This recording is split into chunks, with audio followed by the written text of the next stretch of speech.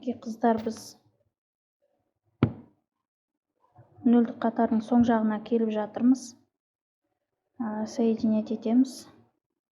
Соединять етеміз.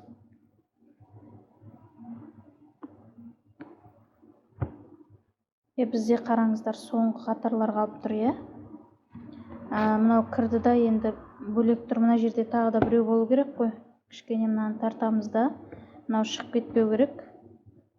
Осылай тартып қойып, мына жақтағы жіпті, мынау ұзын жіп қой, мен қысқартып қойдым. Соңына қарай жеткен кезінде шығарып аламыз мына жақтан. Осылайынан мынаны қайтадан аламыз. Әдемілеп тартылу керек. Бұларды да соединять етеміз қазір.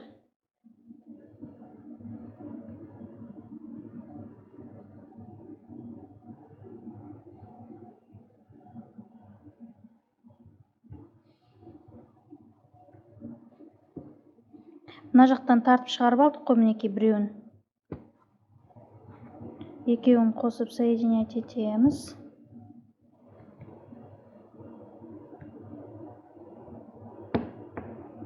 Бері қарай шығарып аламыз да жіпті.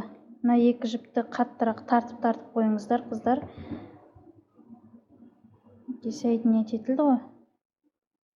Нөлдік қатар тоқылды, е. Енді мына екеуін байлау керек. Ол үшін, мынау тарқатылып кетпес үшін, қайтадан келесі қатардан әрі қарай шығарып алып, орап байлаймыз, яғни. Себебі мынау жіп тарқатылып кетсе, біздің тоқымамыз, аяқ киіміміз толықтай асты сөгіліп кетеді. Тағы да бері қарай өткізіп аламыз да. Мынау екеуін байлаймыз әдемілеп.